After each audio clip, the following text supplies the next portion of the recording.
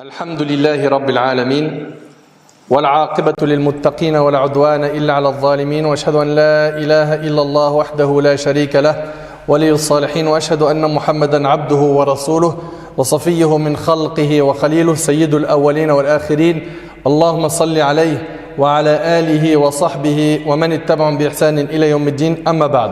Mes frères et sœurs, en ce jour béni, nous allons, Inch'Allah, aborder un hadith divin, un hadith Qudusi, qui est très riche en leçons.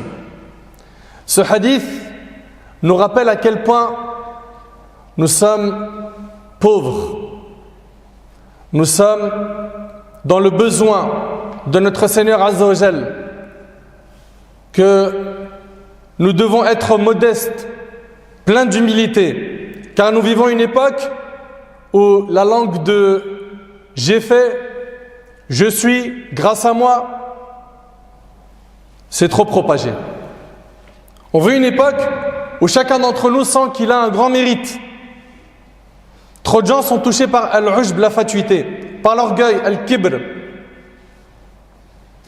Beaucoup de gens sentent qu'ils ont trop de valeur. Et c'est pour cela aujourd'hui qu'on va aborder ce hadith pour en partie parler de ce fléau.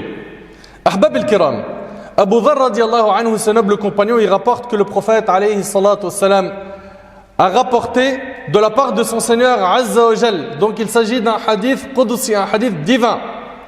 Allah tabarak wa ta'ala dit: ô mes serviteurs, je me suis interdit l'injustice et je l'ai rendue interdite envers vous-mêmes, ne soyez pas injustes. Ô mes serviteurs, vous êtes tous dans l'égarement, excepté ceux que j'ai guidés. Demandez-moi la guider, je vous l'accorderai. Ô mes serviteurs, vous êtes tous affamés, excepté ceux que j'ai nourris. Demandez-moi de vous nourrir, je vous nourrirai. Ô mes serviteurs, vous êtes tous nus, excepté ceux que j'ai vêtus. Demandez-moi de vous vêtir, je vous vêtirai. Ô mes serviteurs, vous faites des péchés de jour comme de nuit, et je suis celui qui pardonne les péchés. Demandez-moi de vous pardonner, je vous pardonnerai. Ô mes serviteurs, vous ne sauriez réussir à me faire du tort, vous n'y parviendrez pas, et vous ne sauriez réussir à me rendre service, à m'être utile, vous n'y parviendrez pas. Ô mes serviteurs, si du premier au dernier, hommes et djinns, vous étiez tous réunis sur le cœur le plus pieux de l'un d'entre vous, cela n'ajouterait rien à mon royaume. Ô mes serviteurs, si du premier au dernier, hommes et djinns, vous étiez réunis sur le cœur le plus mauvais, cela ne diminuerait en rien mon royaume. Ô mes serviteurs, si du premier au dernier, humains et djinns, vous étiez tous réunis sur une même terre et que chacun d'entre vous m'adresse une demande. Vous écoutez un petit peu, si la création entière était réunie dans un seul endroit et que chacun demandait à Allah subhanahu wa ta'ala ce qu'il veut et que j'accorde à chacun d'entre vous ce qu'il m'a demandé, cela ne diminuerait en rien ce que je possède, pas plus que ce que la mer est diminuée lorsqu'on y introduit une aiguille et qu'on la retire. Allahu Akbar. Allahu Akbar. On y voit ici la richesse du roi Azza wa Jal. Ô mes serviteurs, pour ce qui est de vos actions, je me charge de vous les compter, puis de vous les faire payer. Puis de vous les faire payer, que celui qui trouve du bien, donc le jour du jugement, celui qui trouvera du bien dans son registre, qu'il adresse les louanges à Allah, c'est-à-dire qu'il remercie Allah. Mais celui qui trouve autre chose que du bien, qu'il ne blâme que sa propre personne, rapportée par l'imam Muslim. Arrêtons-nous sur ces paroles qui sont très importantes, ahbab al-kiram. Dans ce hadith, Allah tabarak wa ta'ala, il commence par dire « Ô mes serviteurs ». Ici, il s'adresse à qui? À ceux qui ont la responsabilité de l'adorer. Ô mes serviteurs, je me suis interdit l'injustice et je l'ai rendue interdite envers vous-même, ne soyez pas injustes. Subhanallah. Ici, il faut savoir que le terme arabe « dhulm » signifie à l'origine le fait de mettre quelque chose à un endroit qui n'est pas le sien. Et au niveau du sens religieux de la définition du mot injustice, ce mot signifie le fait de dépasser les limites ou de disposer de ce qui ne nous appartient pas sans droit. Et l'injustice est impossible pour Allah le Très-Haut. Et ça, j'aimerais bien que ce soit bien ancré dans nos cœurs. Pourquoi? Parce que certains, malheureusement, par leur manque de connaissances, par le fait qu'ils ne connaissent pas assez Allah, par le fait qu'ils n'entretiennent pas leur foi, ils sont quoi? Attaqués par les wasawis. Et il leur arrive des fois de penser du mal d'Allah. Certains pensent qu'Allah est injuste, wal'iyadu billah, qu'Allah nous en préserve. Certains se disent, mais si Allah est réellement juste, je répète les propos de certains. Certains disent, si Allah est réellement juste, pourquoi est-ce qu'il y a du sang qui coule sur terre? Pourquoi est-ce qu'il y a des guerres et des famines? Ces questions n'émanent que de personnes qui malheureusement n'ont pas appris leur religion.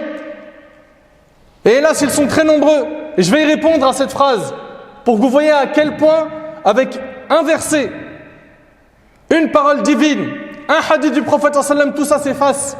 Allah Ta'ala il nous dit Zahara al-fasad fil barri wal bahr bima kasabat aydin nas. La corruption est apparue sur terre et en mer par ce que les fils d'Adam ont produit de leurs propres actions. S'il y a aujourd'hui des famines, des guerres, etc., et du sang qui se répand, c'est à cause de l'humain. L'humain a semé le désordre sur terre. Allah Ta'ala ne veut pas cela pour nous. Allah Azzawajal, il s'est interdit l'injustice envers lui-même et il l'a rendue interdite également envers nous-mêmes.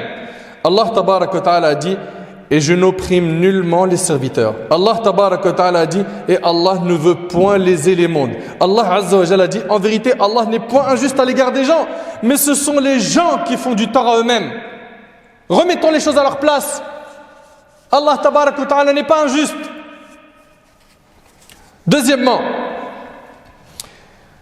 Allah Ta'ala il nous dit qu'il nous a rendu l'injustice interdite envers nous-mêmes. L'injustice est interdite entre nous. Le prophète alayhi salatu wassalam a montré que l'injustice peut toucher le sang, les biens et l'honneur.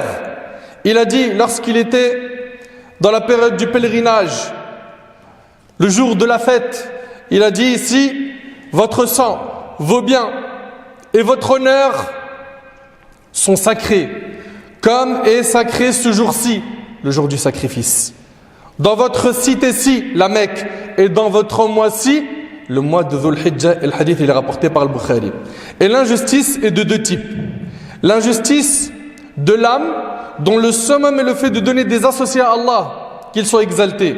Comme Allah Tabarak wa Ta'ala dit « Inna shirka la dhulmun azim » L'association à Allah est vraiment une injustice énorme.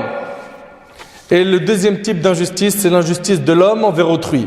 Et il faut savoir que le prophète alayhi salatu wassalam a dit qu'il y a, écoutez attentivement s'il vous plaît, deux choses dont Allah accélère leur châtiment dans ce bas monde. L'injustice et le mauvais traitement des parents. Ça veut dire quoi? Ça veut dire que la personne qui commet une injustice et qui ne s'en repent pas, Allah va lui accélérer son châtiment ici-bas.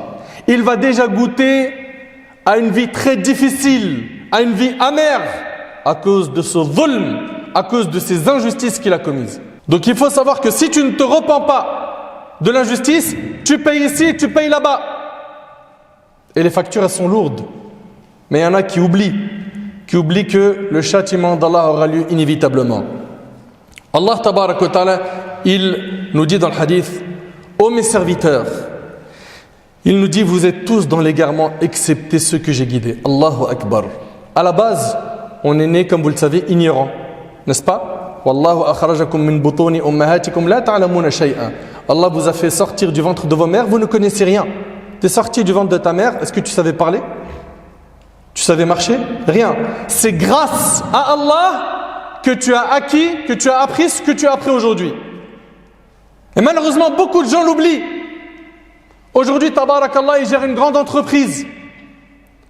Il a fait des grandes études, des grandes écoles, des diplômes, il en a par dizaines.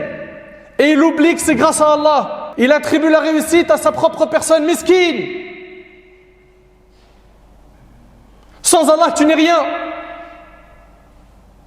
Allah Ta'ala, c'est lui qui nous a guidés. Mais comment?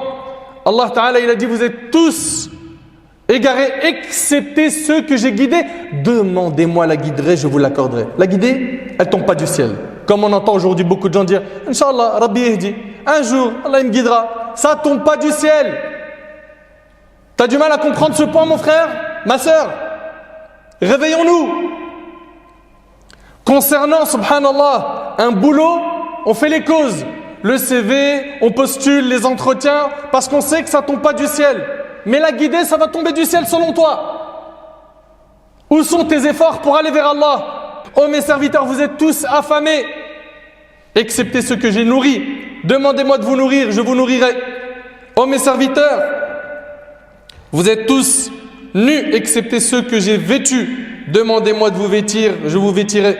Ici, Allah subhanahu wa ta'ala, il a rappelé qu'on est tous affamés, qu'on est tous nus, car ce sont les choses les plus importantes que l'on recherche ici-bas. Bien évidemment, de se vêtir et de manger. Allah Azza wa Jalla dit, Ya ayyuhan nas, antumul fuqara'u ila Allah, wallahu huwal ghaniyyul hamid. Ô hommes, vous êtes les indigents, vous êtes les pauvres, ayant besoin d'Allah.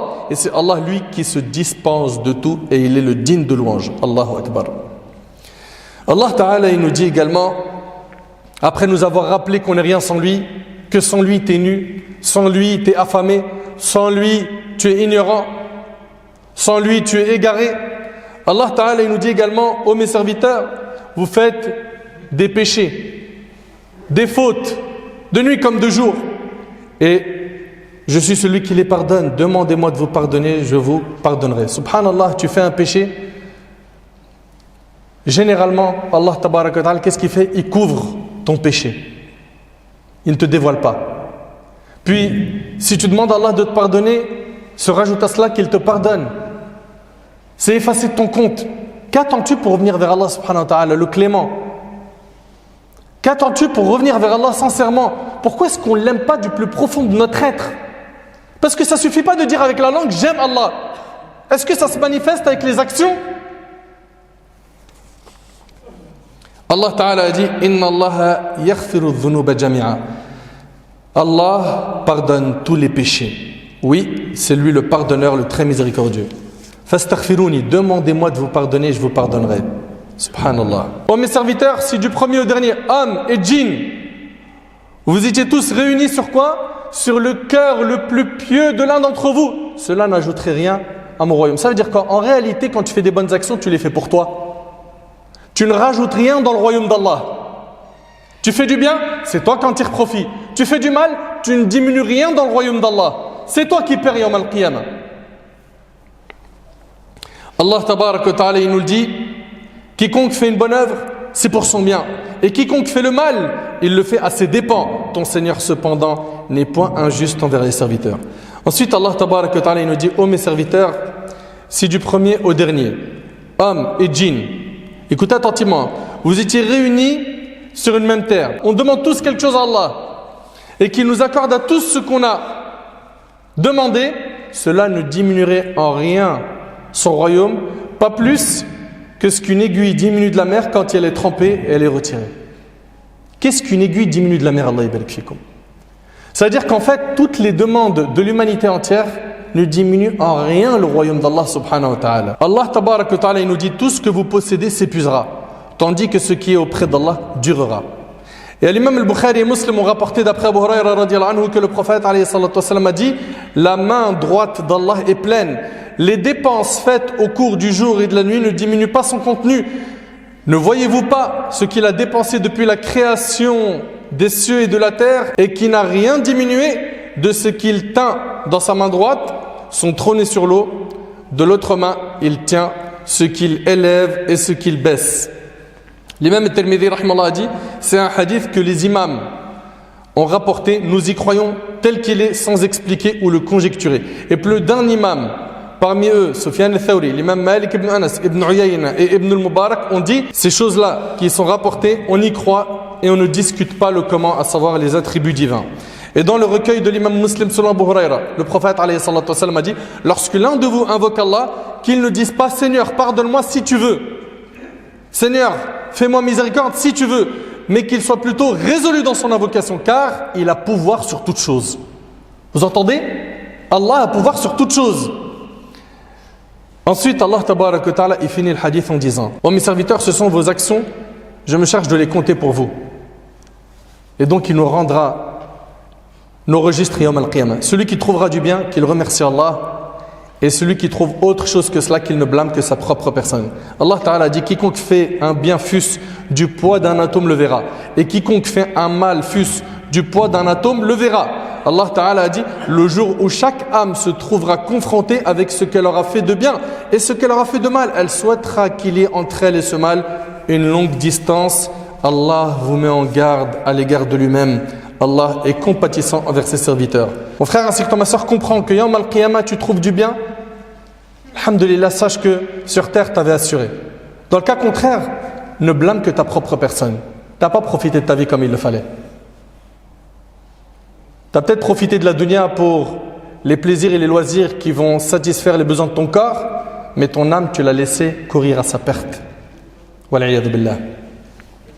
Mon frère ainsi que toi, ma soeur, profitons de cette vie pour essayer un maximum de planter dans ce grand champ qui s'appelle la dunya des graines et qu'on puisse récolter le fruit de notre travail yawm al-qiyamah.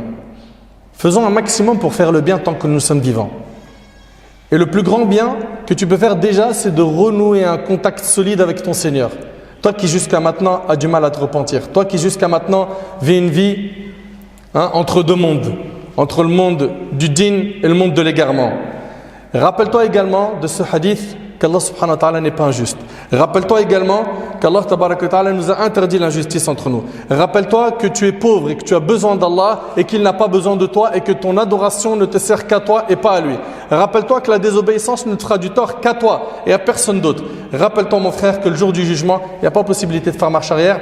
J'implore Allah subhanahu wa ta'ala de nous accorder une vie pleine d'adoration, une vie pleine de sincérité et de piété. J'implore Allah tabaraka wa ta'ala de m'accorder ainsi qu'à vous une bonne fin et la félicité le jour du jugement. As'Allah subhanahu wa ta'ala an yanfa'ani bima qultu wa an yanfa'akum bima sami'tum.